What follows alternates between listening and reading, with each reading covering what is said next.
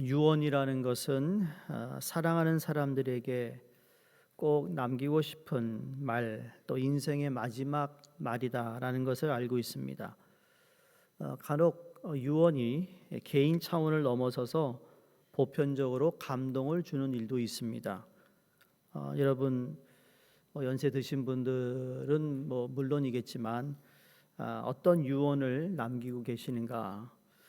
물론 물질을 재산을 남기는 것도 유언이겠지만 그보다 더 중요한 것은 내가 어떤 것을 내 정신이나 또 내가 살아왔던 삶의 지혜, 정말 그 엑기스를 누군가에게 전해준다는 것은 참 중요한 일이라는 생각을 해봅니다. 우리가 이런 책이나 아니면 기록하는 그런 시대가 아닐 때, 잉크나 펜이 없는 그 시대, 고대에는 그 마을에 있는 가장 나이가 드신 분이 매일 저녁 밥을 먹고는 한두 시간 불 앞에서 옛날 이야기를 해 주시잖아요. 그걸 이야기를 누가 전해서 그 역사가 우리에게 전해진 것처럼, 그러니까 옛날 분들은 이 기억력이 오늘보다 훨씬 더 좋았다라는 생각해 봅니다. 그 몇백 년의 이야기를 들려주고 그 다음에 그 이야기를 들은 그 사람이 또 다음 세대에게 또 현대판까지 붙여서 이야기를 나누는, 그래서 오럴 히스토리라고 우리가 구두로 이야기한 역사를 우리가 알고 있습니다. 어떤 개인의 차원을 넘어서서 어떤 분의 유언을 들어보면 인생을 잘 살아오신 분일수록 유언이 명쾌하고 단순하다라는 겁니다. 정확하게 그 단어를 선택해서 인생은 이렇다라고 이야기한다는 것이죠. 그 안에 다 들어가 있어요. 그래서 모든 사람이 이해할 만큼 보편적인 진리를 포함하고 있습니다. 예수님께서 승천하시면서 남기신 마지막 말 기억하시죠? 사도행전 1장 8절 말씀, 오직 성령이 너에게 임하시면 너희가 권능을 받고 예루살렘과 온 유대와 사마리아와 땅끝까지 이르러 내 증인이 되리라. 그러니까 예수님의 말씀은 그리스도인들이라면 마음에 담아두고 우리도 그렇게 살아야 하겠다라는 결단할 만큼 힘이 있는 말씀이라는 겁니다. 그게 2000년 동안 내려온 것이고 그 말씀이 지금도 성령을 통하여 힘이 있는 말씀이 되고 있다라는 거예요. 오늘 읽은 전도서 12장은 이제 솔로몬의 유언과도 같은 말씀입니다. 솔로몬이 젊어서는 아가서를 쓰고 그 다음에 중년에는 잠언을 쓰고 그리고 이제는 말년에 이르러 전도서를 기록했다고 그랬어요. 자신이 평생 깨달았던 진리를 인생의 말년에 많은 사람들에게 고백한 것이 그 당시 사람들에게나 오늘 우리에게 큰 교훈이 되고 많은 울림을 주고 있습니다. 오늘 읽은 전도서 중에서도 마지막 말씀, 그의 유언 같은 말씀 1절과 2절을 다시 보시면 너는 청년의 때에 너의 창조주를 기억하라. 곧 곤고한 날이 이르기 전에 나는 아무 낙이 없다고 할 해들이 가깝기 전에 해와 빛과 달과 별들이 어둡기 전에 이 빛 위에 구름이 다시 일어나기 전에 그리하라. 여기 청년의 때에 너의 창조주를 기억하라. 청년의 때가 과연 언제일까? 그냥 숫자 그대로 20대, 30대를 말하는 것일까요? 만약에 20대, 30대의 청년을 만약에 빗대어 이야기했다면 40대, 50대, 60대, 70대, 80대 여러분 이 말씀을 들을 필요가 없겠죠. 그러나 결국 20대, 30대 숫자의 개념이 아니라는 것을 우리가 알 수 있습니다.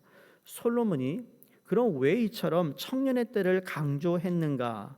그걸 1절 후반부에서 8절에 이르기까지 설명합니다. 보세요. 아무 낙이 없다고 할 해들이 가깝기 전에 8절에 이게 다 헛되고 헛되다. 1절과 8절 사이에 있는 한 편의 시가 의미하는 것은 바로 쇠퇴, 단절, 소멸, 닫힘, 종말인데 이는 단순히 한 사람의 종말이 아닌 인간의 종말을 말하고 있습니다. 자, 여기 어두워진다는 것은 눈이 침침해지는 것을 의미합니다. 맷돌질은 잃어버린 치아를 뜻하고 있습니다. 적어지는 소리, 귀가 안 들린다는 의미고요.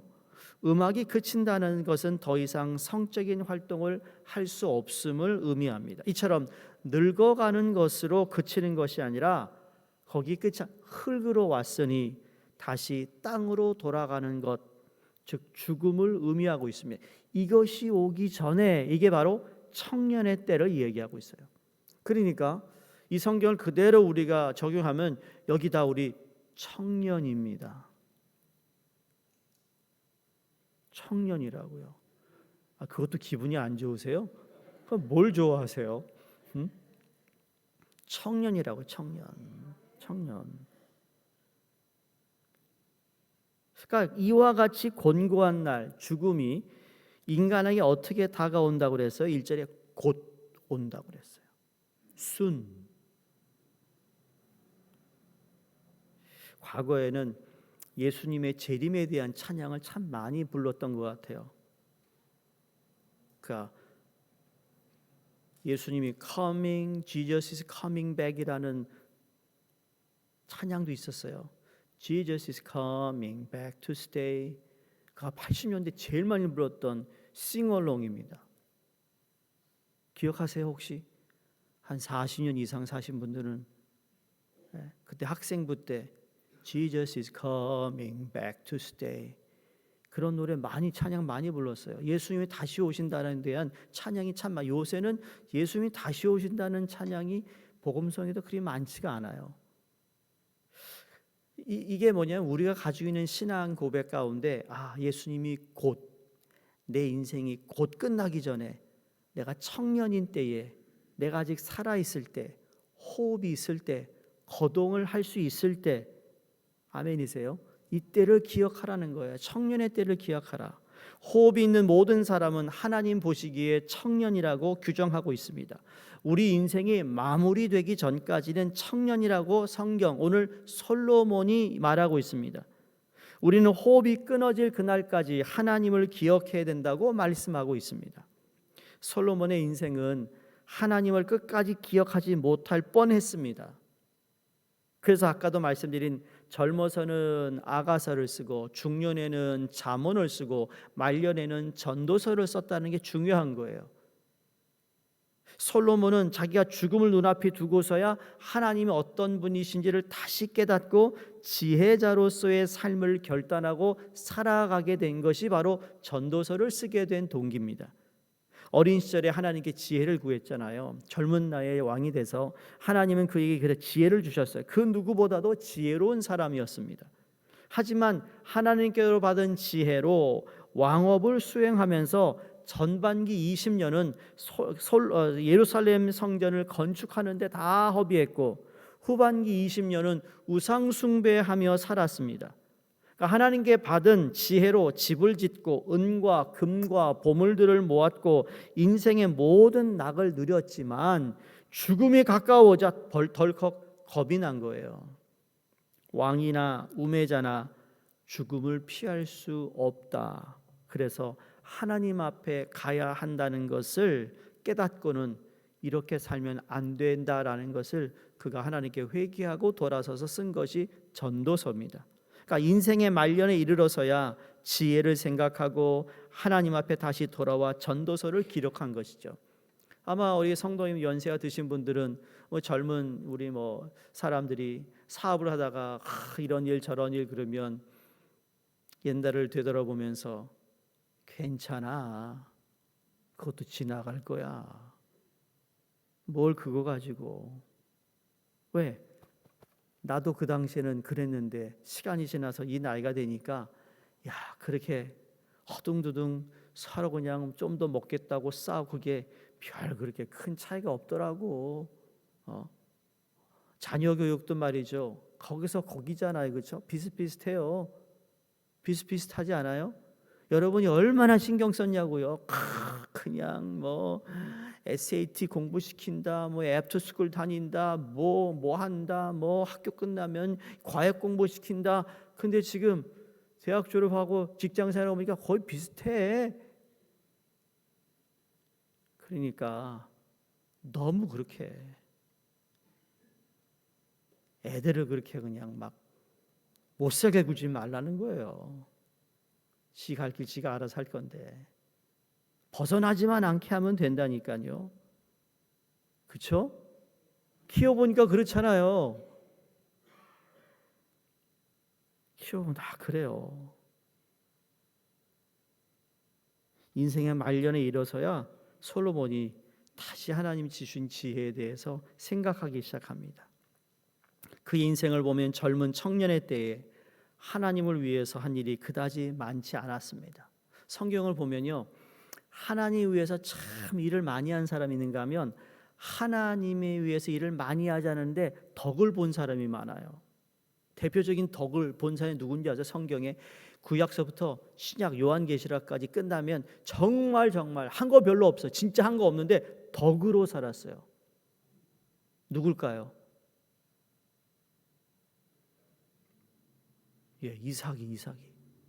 이삭이 한 공로가 뭐가 있죠? 하나도 없어요. 아버지 덕으로 그냥 그 복을 이어받아 가지고 이삭. 솔로몬도 솔직히 성전 지은 거 외에는 없어요. 그래서 제가 말씀드리는 거죠. 정말 청년 때에 솔로몬이 예루살렘 성전 짓고는 그다지 한 일이 별로 없다니까요. 지혜가 있는 왕이었지만 그 인생을 보면 놀고 먹고 마시고 여자하고 놀고 그거라고요. 근데 뒤늦게 깨닫는 거죠. 지금 이게 다 헛된 일이었구나. 그래서 전도서가 헛되다로 시작해서 헛되다라고 마감하고 있습니다. 그러면 젊은 청년의 때의 창조주를 기억하는 하면 얻는 유익이 무엇일까? 서론으로 말씀드렸지만 청년의 때란 단순한 청년의 시기만을 의미하지 않습니다. 청년의 때라는 것은 가능성이 열려 있는 때를 의미하고 있습니다. 가능성입니다. 아직도 여러분이 하나님께 예배드릴 수 있는 가능성이 있다면, 교회를 위해서 여러분이 뭔가 하나 할 수 있는 일이 있다면, 여러분이 주의 나라를 위하여 뭔가 할 수 있는 가능성이 있다면 그걸 잊지 말라는 거예요. 아직 우리에게 호흡할 뿐만 아니라 우리에게 주신 새로운 삶을 시작하는데 두 번째 인생을 살게 된 우리 모두에게 겉은 후패하나 속은 하나님을 향한 열정이 가득하다면 그것은 하나님을 위하여 열심히 일할 수 있다라는 때를 말하고 있다라는 거죠. 하나님께서 우리에게 주신 달란트와 시간의 기회가 많은데 그것을 가지고 하나님께 원하시는 일들을 얼마든지 할 수 있는 때, 젊은 시절에 우리는 건강하잖아요. 그 건강이 뭘까요? 아직 나에게 힘이 있다라는 거예요. 아직 나에게 시간이 있다라는 거죠. 하나님 우리에게 청년의 때를 주신 것은 하나님께서 맡기신 일, 우리에게 사명이 있다라는 것을 다시 언급하고 있다라는 겁니다. 한번 그 사명을 떠올려 보시기 바랍니다. 여러분 이 교회를 수십 년 다니시면서 맡겨주신 것이 있잖아요.